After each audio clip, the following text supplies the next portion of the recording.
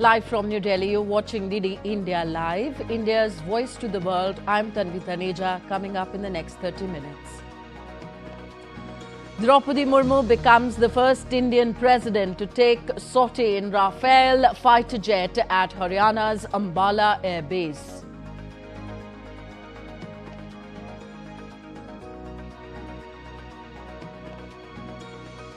Prime Minister Narendra Modi to address the Maritime Leaders Conclave, chair Global Maritime CEO Forum in Mumbai.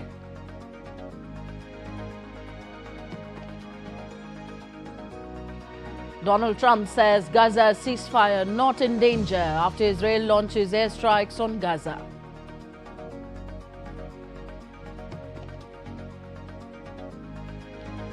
And North Korea test fires cruise missiles ahead of the much-anticipated Trump-Xi meeting in South Korea.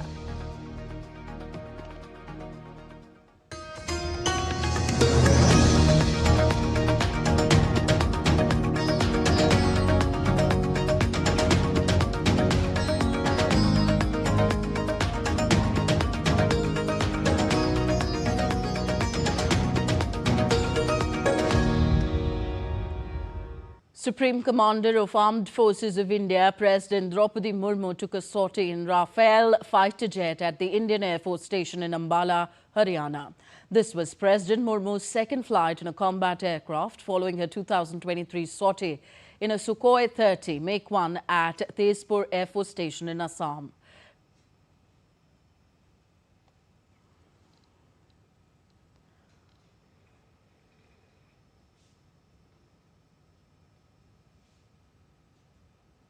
It was a special two-seater Rafale.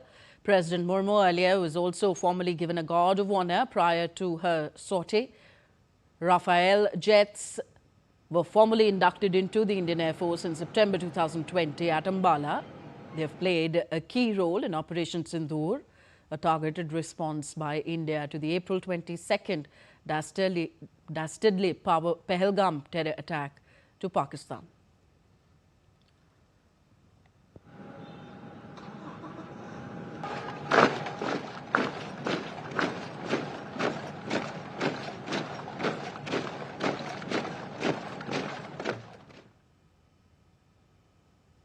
Former presidents of India, APJ Abdul Kalam and Pratibha Patil too had undertaken sorties in Sukhoi 30 Make 1 fighter aircraft at the Air Force Station, Lohegaon near Pune. So we now take a look as to why the Rafale is a lethal threat to enemies and a top choice for nations worldwide. The Rafale is a twin-jet 4.5 generation fighter aircraft able to operate from both an aircraft carrier and a shore base. Rafale is capable of air defense, ground attack, anti-ship and nuclear deterrence missions and can carry a wide range of air-to-air, air-to-ground and anti-ship armaments. The Meteor missile, Scalp cruise missile and Mika missile system present in the aircraft make it important from the security point of view. Rafale can fly at a speed of Mach 1.8 per hour and an altitude of 50,000 feet. This fighter aircraft can carry 9,500 kgs of bombs and ammunition at a time. Rafale jets were used during Operation Sindoor launched by India in response to the Pahalgam terror attack against Pakistan.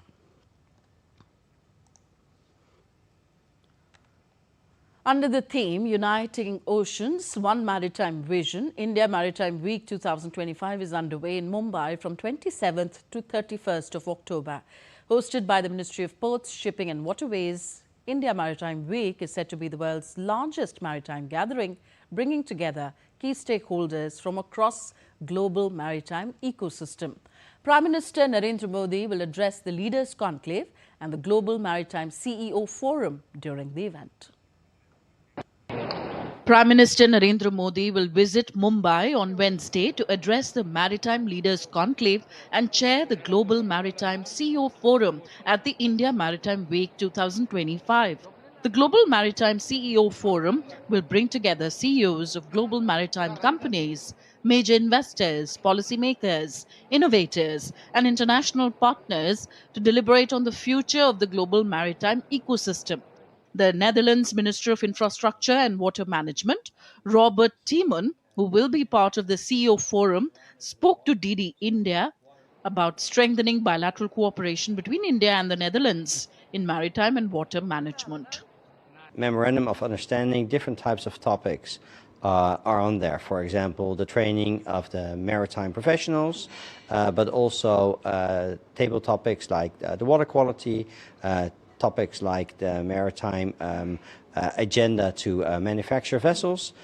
The Prime Minister's presence reaffirms his vision for a progressive maritime transformation aligned with the Maritime Amritkal Vision 2047, with over 350 international speakers. India Maritime Week 2025 is said to be a hub of industry expertise and strategic dialogue. The event will witness the signing of more than 600 memorandum of understanding, amounting to investment commitments exceeding 10 lakh crore rupees. The 5-day event brings together over 1 lakh participants from 85 countries, including 500 exhibitors, 350 speakers, and 12 concurrent conferences and exhibitions. India Maritime Week 2025 showcases the country's maritime resurgence and its vision to transform the nation into a global maritime leader by 2047. India Maritime Week brings together policy, community, technology and business under one roof, shaping blue economy's future. Prime Minister Narendra Modi's participation underscores his commitment to the vision of Maritime Amritkal Vision 2047. With camera person Kapil Maske, this is Shama Mishra for DD India, Mumbai. The 23rd round of India-China Corps Commander level meeting was held at Chushul-Moldo border meeting point on 25th of October 2025. This was the first meeting of the general level mechanism in the western sector since the 24th round of special representative talks held on 19th August 2025. The talks were held in a friendly and cordial atmosphere. The two sides noted the progress since the 22nd round of Corps Commander level meeting held in October 2024. And shared the view that peace and tranquility has been maintained in India-China border areas. Both sides agreed to continue to use existing mechanisms to resolve any ground issues along the border to maintain stability. India's Commerce and Industry Minister Piyush Goyal concluded his visit to Brussels, describing it as a one filled with intense but very productive engagements with Maro Sefcovic, EU Commissioner for Trade and Economic Security, on advancing a comprehensive India-EU free trade agreement. He said the talks have significantly reduced outstanding issues and created a framework that can deliver a win-win situation for both economies. I believe the ongoing India-EU FTA negotiations has given us an opportunity to really create the framework which will help us in the long run bring our two economies closer together, integrate them into a relationship which will be a win-win for European Union and for India. The intense engagements that we've had have significantly reduced the outstanding issues between EU and India. Commending the negotiating teams for their efforts, Union Minister Piyush Goyal said he looks forward to welcoming Sefcovic and the EU team again soon to work towards concluding the dialogue. Goyal's Brussels visit pushes India-EU FTA talks forward, narrowing gaps and advancing a balanced trade pact focused on market access, innovation, investment and shared economic growth. Moving on now, Indian Coast Guard successfully carried out a long-range medical evacuation of a critically injured Iranian fisherman from the fishing dhow located in the middle of Arabian Sea. The operation commenced when the Maritime Rescue Coordination Center, MRCC Mumbai, received information from Chabahar Center in Iran regarding a medical emergency and engine failure on board the Iranian fishing dhow in Al Owais. The vessel had 5 crew members. Recognizing the gravity of the situation, Indian Coast Guard ship Sachet was directed to render immediate assistance. The tanker successfully administered telemedical first aid and stabilization under guidance from ICG medical personnel The mission highlights the Coast Guard's dedication to maritime safety and humanitarian assistance across the Indian Ocean region. Indian Air Force will host Second Indian Air Force Marathon 2025, a half marathon, 10-kilometer and 5-kilometer runs on the 2nd of November that aim to unite fitness, patriotism and national pride under one banner. The main event will be flagged from Jawaharlal Nehru Stadium in New Delhi. It will be simultaneously conducted at 60 Air Force stations across the country. The marathon stands as a befitting tribute to Flying Officer Nirmaljeet Singh Sekhon, the Indian Air Force officer who fought against all odds in 1971 Indo-Pak War and was awarded the Param Veer Chakra. And now let's go live again to Ambala Air Base, where President of India has just concluded her sortie. This sortie coming in a Rafale fighter jet, Droupadi Murmu becoming the first Indian president to complete this sortie in a Rafale.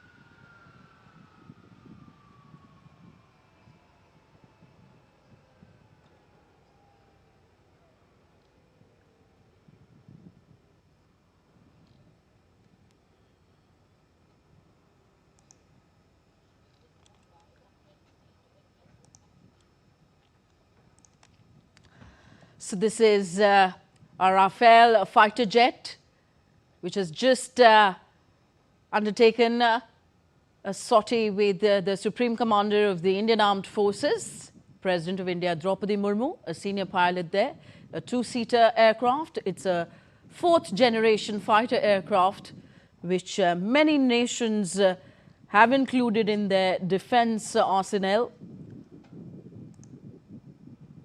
President Droupadi Murmu becoming the first Indian president to take sortie in a Rafale fighter jet at Haryana's Ambala Air Base. Our correspondent Nandita Dagar is in Ambala. Nandita, what have we seen so far? A historic first there coming from President Droupadi Murmu, yes, completing her sortie in a Rafale.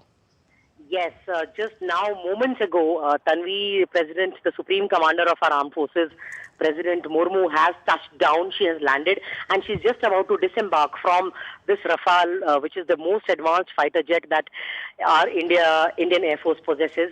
You know very well, Tanvi, how it was the Rafale and several other aircrafts along with it that pulverized the Pakistani terrorist camps.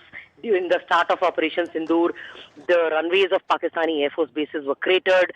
How in these hangars, the F-16s, the AWACS and UAVs of Pakistani Air Force were sitting ducks. Almost 4 to 5 F-16s is what our Air Force Chief has told that were actually decimated on the ground and 4 to 5 in the air. So our Air Force has carried out a stellar job, and this is a very big statement of intent. The Supreme Commander of the Armed Forces embarking on a 4.5 generation fighter jet, the Rafale, which is armed with Scalp hammer missiles.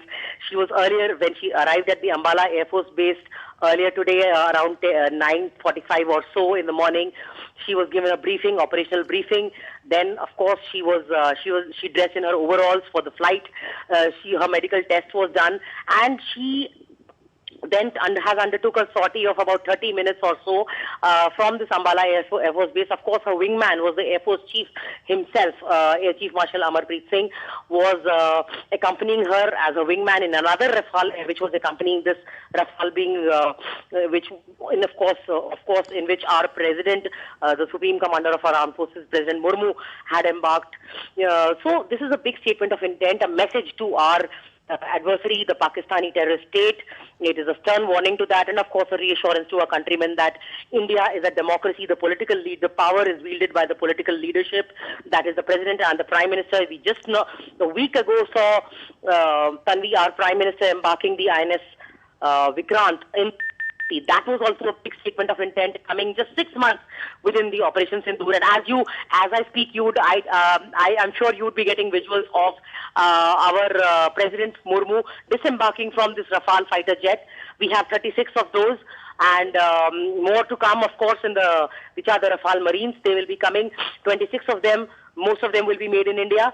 The big statement, to our countrymen, very, very reassuring images as the President in her flight overall in this Rafale fighter jet, taxiing along the runway, then taking off and then landing. And then this is a frontline air base, Ambala.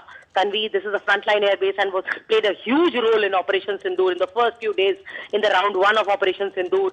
How Pakistan came to its knees, begging on its knees for a ceasefire, was due to the decisive punitive power of the Air Force. As I speak to you, the Rafale is no small part. Did not in that Operation Sindoor, defending not just our skies. In fact, it is actually very remarkable, Tanvi, that the Indian Air Force controls not just our Indian skies but also the Pakistani air skies, Pakistani airspace. The Pakistanis could not venture out of their hangars. They were sitting ducks there. More than 4 to 5 F-16s were killed in the air. More than 4 to 5 F-16s were killed on the ground. And these F-16s are very, very, very potent 4.5 generation fighters. They are state-of-the-art platforms. And it was these Rafales along with other S-400 missiles, these state-of-the-art equipment and the men behind the machines. The machines, of course, matter. Their potency, their efficacy matters. But it is the men who are operating these machines, the officers and airmen who are operating that, they played a very decisive role.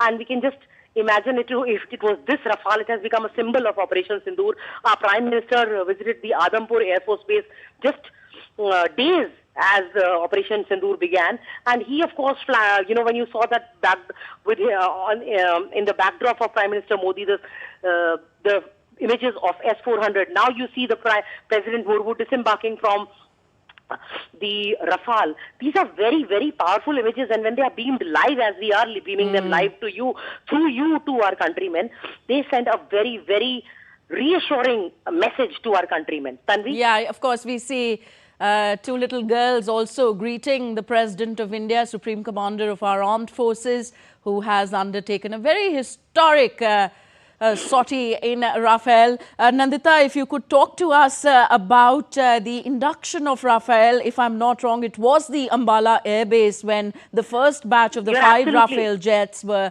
landed there. They were formally inducted into the Golden Arrows Squadron in September 2020, and from there on, of course, Ambala Air Base and the Golden Arrows fleet operating and defending our country with Rafale jets. Nandita. You're absolutely right, Tanvi. In fact, I was one of the lucky few who were present here in July of 2020 when these Rafales on their way from France, they touched down here at Ambala. It was a very, very goosebumps moment for me and for the entire country when these most advanced jet fighters landed here. The number 17 squadron is a very, very renowned and a very decorated squadron, let me tell you, Tanvi. This squadron played a decisive role in Operation Meghdoot and in Operation Safed Sagar during the Kargil War. This is a very, very decorated, so many medals to its name, and it was earlier equipped with this De Havilland Vampire fighter jets and then, of course, the Hawker Hunters. And now it was resurrected in 2020 again with these Rafales, the 17th Squadron Golden Arrows, as they are called, and very aptly, very, very fittingly to their name. They are golden. The symbol is a arrow pointing northwards, and the arrow is golden. And you know, it is a very it's a day which will be golden letters, because you know that it is not every day that the President of India comes and flies a sortie in an aircraft. In fact, this is only the 4th occasion in the history of independent India that a president has undertaken a sortie or a flight on board a fighter jet.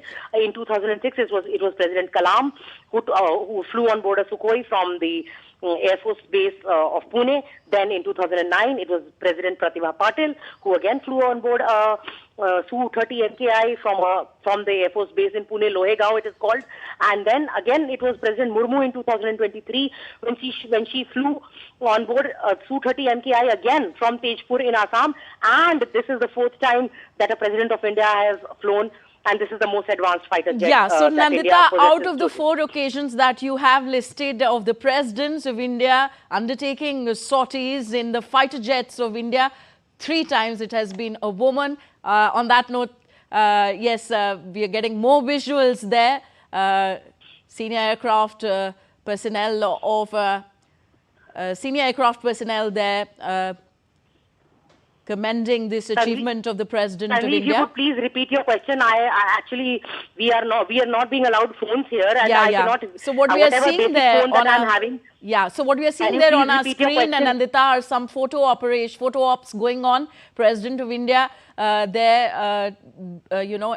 taking a photograph with the senior pilots of the squadron. Actually, what you mentioned just now was 4 occasions when previous presidents of India have undertaken sorties in either Rafale or Sukhoi. So 3 times it has been a woman. Yes, you are right. It's a matter of pride for the pilots who are flying the Supreme Commander. You know, and Air Chief Marshal Amarpreet Singh, who is our Air Force Chief, he also was a wingman. He flew in the Rafale, which was accompanying this Rafale in which the President was embarked. And it is a matter of very, very collar-up moment for the pilots, let me tell you. And fighter pilots, as you know, Tanvi, are no short of confidence or overconfidence, as I can put it as an understatement. But this time the pilots would definitely their chest would be swelling with pride, because they have flown the Supreme Commander of the Armed Forces, and the President is the Supreme Commander, and therefore this is a moment of this is a day they will remember for throughout their lives, Tanvi. Yes. And I could not make out what you were saying. No, it's fine, Nandita. What you said earlier stands true. These are powerful visuals, will inspire everyone in the country. Of course, women who dream of becoming pilots. Thank you very much, Nandita Dagar, reporting from the Ambala Air Base, Haryana. Moving on, US President Donald Trump on Wednesday said nothing would jeopardize ceasefire in Gaza, but added Israel should hit back if its soldiers were killed. The statement comes after Israeli planes launched strikes in Gaza on Tuesday. This is the latest test of the fragile deal brokered by Donald Trump. In Gaza City, Israeli strike that killed several people hit a residential building near Shifa Hospital, the largest operational hospital in northern Gaza. 2 people were wounded in an attack on a tent in Zawaidah in central Gaza Strip.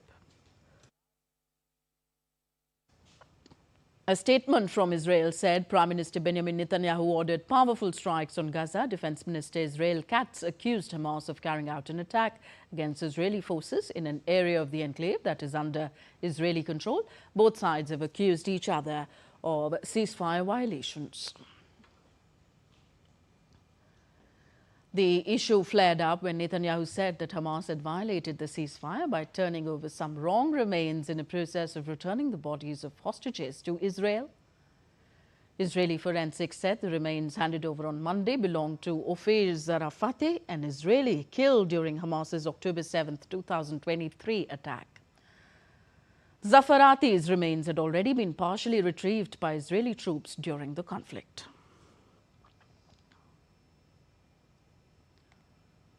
More from Asia. President Donald Trump is visiting South Korea in the final leg of his Asia trip, with high-stakes meetings expected with Chinese President Xi Jinping and South Korea's Lee Jae-myung. Trump delivered keynote remarks at the APEC CEO luncheon, and he will later participate in the US APEC Leaders Working Dinner. Trump said in his remarks that a trade deal between the US and South Korea would be finalized very soon. Trump touted his economic policies as key to bringing investments back into the United States. On this trip alone, I've signed groundbreaking agreements with Malaysia, Cambodia, Japan. Our deal with the Republic of Korea will be finalized very soon. And not only are the tariffs strengthening our alliances... The two allies announced a deal in August under which South Korea would avoid the worst of the tariffs by agreeing to pump $350 billion of new investments into the United States. Trump has also pressed allies like South Korea to pay more for defense, and South Korea has sought reforms to US immigration laws to allow for more workers to build factories after a raid on a Hyundai motor plant. Meanwhile, North Korea test-launched sea-to-surface cruise missile off its western coast a day before US President began a visit to South Korea. According to the Korean Central News Agency, the missiles were fired vertically from the Yellow Sea and flew for more than 2 hours. The tests were overseen not by leader Kim Jong-un, but by senior military official Park Jong-chon. Kim's absence follows a similar omission in last week's report on the test firing of several hypersonic missiles. The US president has expressed an openness to meeting Kim on the sidelines of his visit to South Korea, while Pyongyang has not publicly responded to Trump's offers.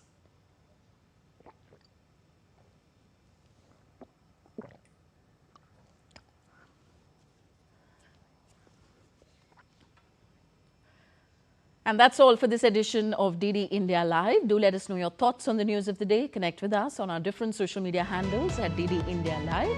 And for those on the go, you can download our DD India mobile app for quick news and updates on the go. We'll be back with more news as it breaks here on DD India. I'm Tanvi Taneja. From all of us here in New Delhi, thank you for watching. Namaskar.